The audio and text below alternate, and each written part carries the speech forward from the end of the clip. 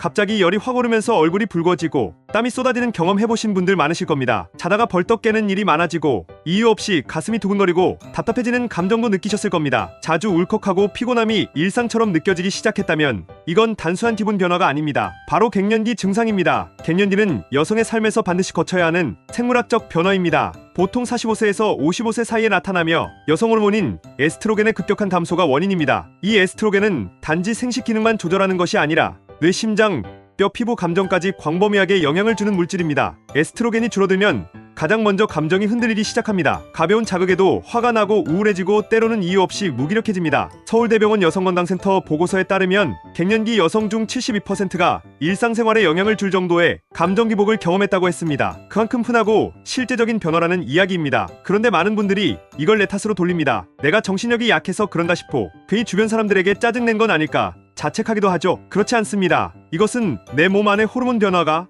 뇌와 신경계에 영향을 주고 있기 때문에 나타나는 자연스러운 반응입니다. 이 시기에 가장 먼저 해야 할 일은 내 몸에서 벌어지는 변화를 받아들이는 것입니다. 그리고 그 다음은 생활 습관을 조정하는 것이죠. 오늘은 50대 여성 갱년기 증상을 완벽하게 줄이는 생활 습관 5가지를 소개해드리겠습니다. 먼저 첫 번째는 바로 꾸준한 걷기입니다. 걷기는 갱년기 여성에게 가장 이상적인 운동입니다. 몸에 큰 무리를 주지 않으면서도 자율신경계를 안정시키고 에스트로겐 수치 감소로 인해 발생하는 각종 증상을 완화하는 데 도움을 줍니다. 하루 30분 정도 빠르지 않은 속도로 걷는 것만으로도 뇌에서 세로토닌이라는 안정 호르몬이 분비되고 기분이 가라앉게 됩니다. 미국 하버드대학교 공중보건학부에서는 하루 30분 이상 걷기 운동을 8주간 실천한 갱년기 여성들을 대상으로 한 연구를 진행했습니다. 그 결과 불안감이 평균 36% 감소했고 우울함 지수도 유의미하게 낮아졌다고 발표했습니다. 걷기는 별다른 도구가 필요하지 않고 언제든지 어디서든 시작할 수 있는 최고의 습관입니다. 이 걷기를 일상화하려면 시간을 정해서 루틴으로 만들어야 합니다. 아침 식사 후 20분 혹은 저녁 식사 후 가벼운 산책부터 시작해보세요. 혼자 걷는 것도 좋고 친구나 가족과 함께 걸으며 대화를 나누는 것도 좋은 방법입니다. 두 번째로 중요한 습관은 일정한 수면 루틴입니다. 갱년기 여성의 60% 이상이 수면장애를 경험한다고 알려져 있습니다. 그 중에서도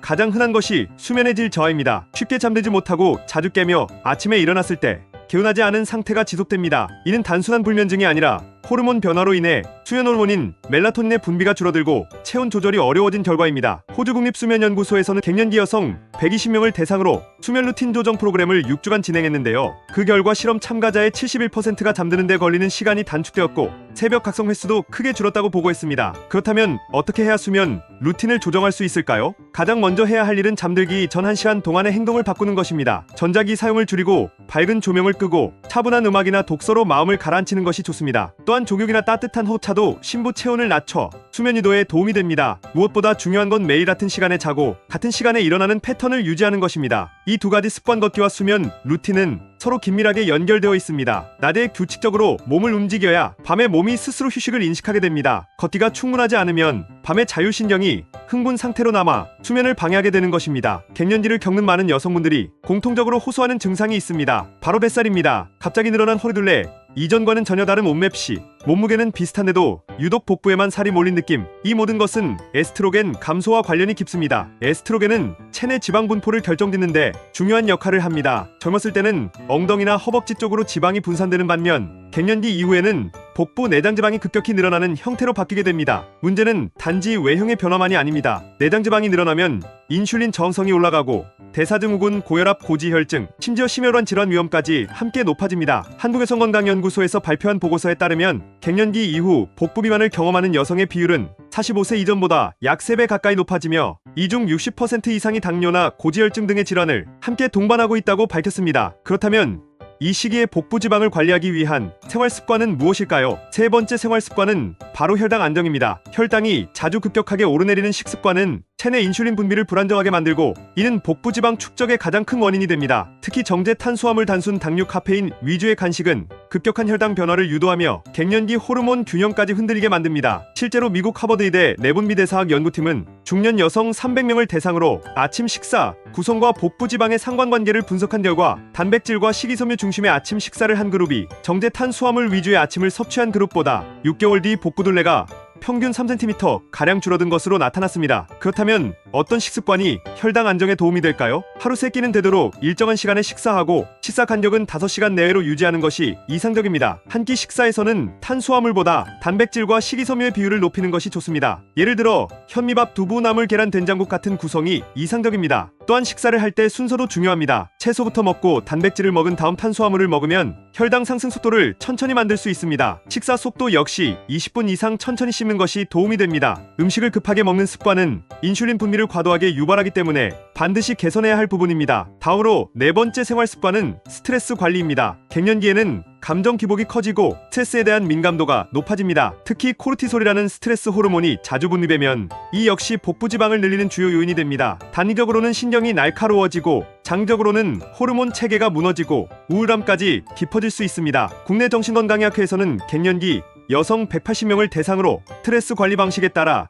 체내 염증 수치와 우울 지수를 분석했는데요. 감정일이나 심호흡, 운동을 일상화한 그룹은 6주 후 염증 지표인 CRP 수치가 평균 22% 감소하고 자가보고 우울 지수 역시 31% 줄었다고 밝혔습니다. 그렇다면 스트레스를 줄이기 위한 실천 가능한 방법에는 무엇이 있을까요? 첫째는 하루 10분 명상입니다. 복식 호흡을 하면서 눈을 감고 들숨과 날숨에 집중하는 것만으로도 심장박동과 뇌파가 안정되고 교감신경이 진정됩니다. 이 방법은 간단하지만 강력한 자율신경 안정 효과가 있습니다. 둘째는 감정일기 쓰기입니다. 오늘 나를 힘들게 한 감정은 무엇이었는지, 내가 어떤 말에 상처를 받았는지 솔직하게 써보는 겁니다. 이렇게 감정을 언어화하는 과정은 뇌의 편도체 활동을 줄이고 전두엽의 이성적인 판단을 강화하는 데 도움이 됩니다. 셋째는 소셜 교류입니다. 친구나 가족과 주기적으로 대화하는 것, 산책하며 이야기 나누는 것만으로도 옥시토신이라는 안정 호르몬이 분비되어 스트레스를 줄이는 데 도움이 됩니다. 지금까지 소개해드린 세 번째와 네 번째 생활 습관, 혈당 안정과 스트레스 관리는 서로 연결되어 있습니다. 혈당이 불안정하면 감정 기복이 커지고 반대로 스트레스를 받으면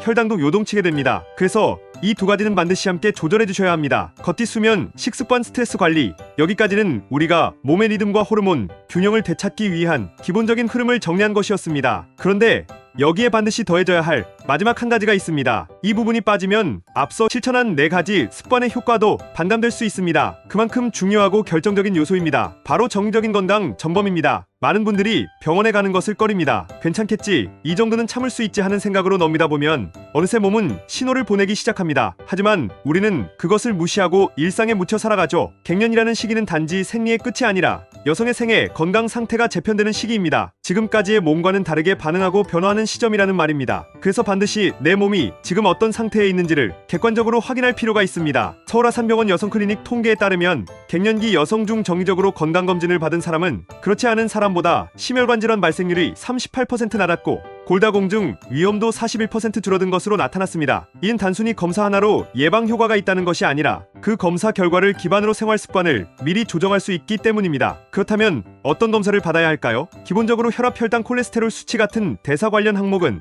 매년 점검해야 합니다. 여기에 더해 여성 호르몬 수치, 특히 에스트로겐, 프로게스테론, 그리고 갑상선 호르몬까지 함께 확인하는 것이 좋습니다. 또한 뼈 건강을 위해 골밀도 검사는 필수입니다. 여성 호르몬이 줄어들면 칼슘 흡수율이 떨어지고 그로 인해 뼈가 약해지기 시작하는데 자각 증상이 거의 없기 때문에 조기 발견이 매우 중요합니다. 한국보건의료연구원은 50대 여성의 골밀도 검사 결과 절반 이상이 이미 골감소증 혹은 골다공증 상태였으며 그중 상당수가 자각 증상 없이 지내다가 골절 이후에야 진단을 받았다고 발표했습니다. 여기에 더해 정신건강도 함께 살펴야 합니다. 많은 갱년기 여성들이 감정기복, 우울감, 불안감 같은 정서적 어려움을 겪습니다. 그런데 문제는 이것이 내 감정의 문제라고 착각하고 방치한다는 데 있습니다. 실제로는 신경전달물질의 변화나 호르몬 작용으로 인한 뇌 기능 변화가 원인일 수 있습니다. 정신건강의학과를 찾는 것이 아직은 낯설고 두렵게 느껴질 수도 있습니다. 하지만 상담이나 기본적인 설문검사를 통해 내 감정 상태를 확인해보는 것만으로도 큰 도움이 됩니다. 전문가와의 대화를 통해 내가 겪는 변화가 당연하고 자연스러운 과정임을 인식하는 순간부터 몸의 회복도 훨씬 더 빨라집니다. 또 하나 중요하게 봐야 할 부분이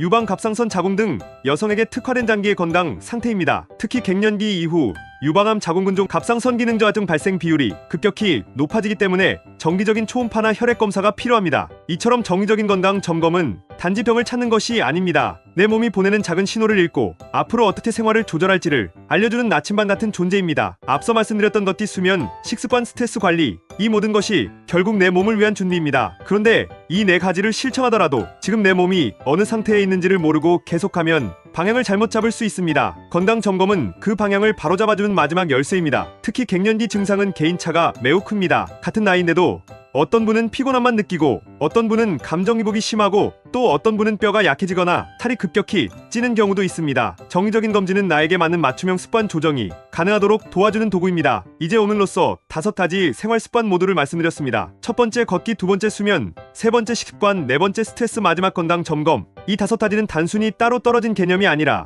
서로 긴밀하게 연결되어 있고 함께 작동할 때 가장 강력한 효과를 발휘합니다. 조금씩이라도 시작해보셨다면 그것으로 충분합니다. 하나씩 실천하면서 몸과 마음이 어떻게 변하는지를 느껴보시기 바랍니다. 지금까지 5가지 생활 습관 중 여러분이 실천해본 것이 있다면 어떤 변화가 있었는지 공유해주시면 좋겠습니다. 혹은 아직 시작하지 못한 것이 있다면 무엇이 어려운지도 말씀해주세요. 여러분의 이야기가 다음 콘텐츠를 만드는 데 큰 도움이 됩니다.